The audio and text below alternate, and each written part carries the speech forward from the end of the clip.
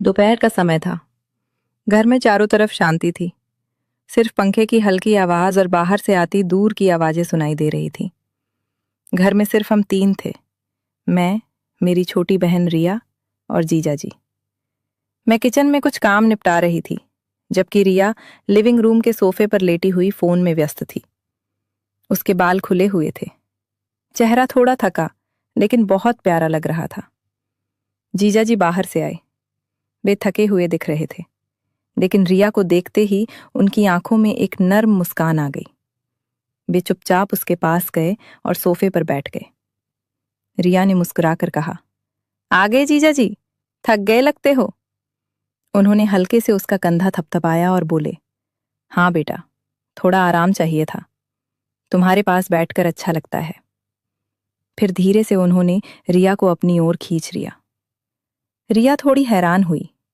Phone हाथ से छूटकर सोफे पर गिर गया। उसने मेरी तरफ देखा।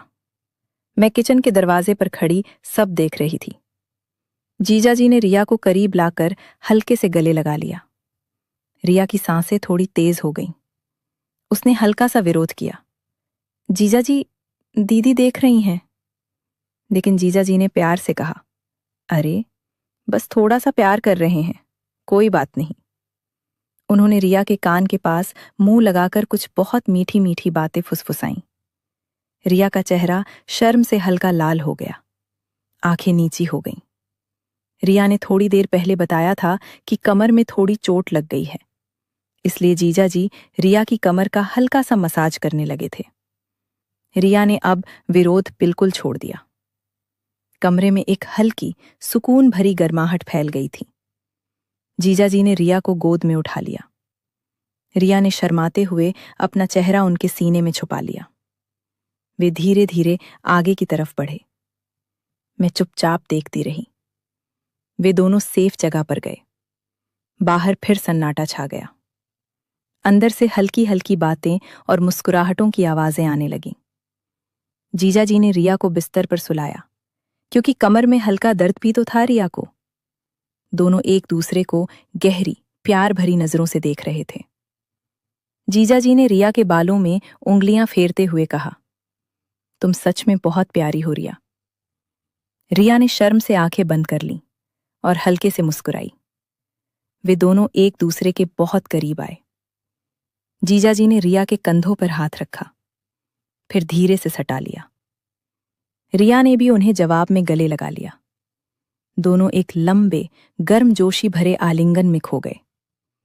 जीजा जी ने रिया के माथे पर, गालों पर प्यार से मुंह फेरा। रिया की आंखें बंद थीं। चेहरा खुशी और शर्म से चमक रहा था। धीरे धीरे उनके एकदम पास आ गईं। दोनों एक दूसरे की बाहों में सिमट गए।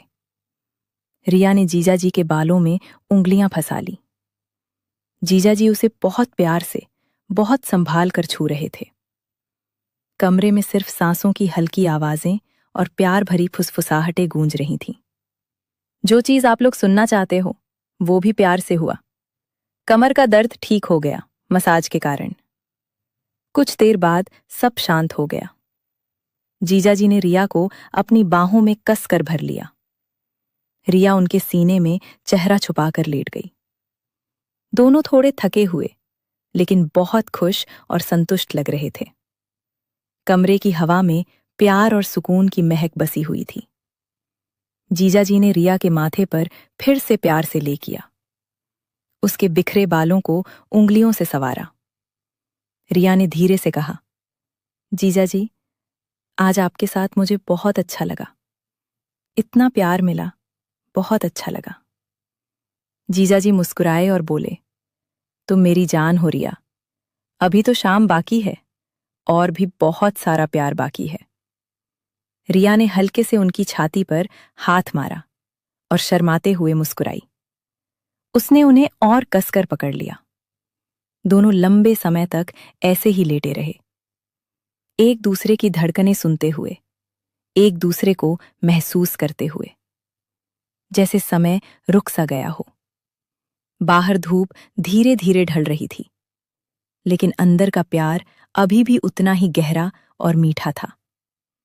रिया भी ने आंखें बंद करके जीजाजी की बाहों में सिमट गई। जीजाजी ने उसे और करीब खींच लिया। दोनों चुपचाप एक दूसरे की जीवन में खोए रहे। ये पल उनके रिश्ते की गहराई और उनके प्यार की खूबसूरती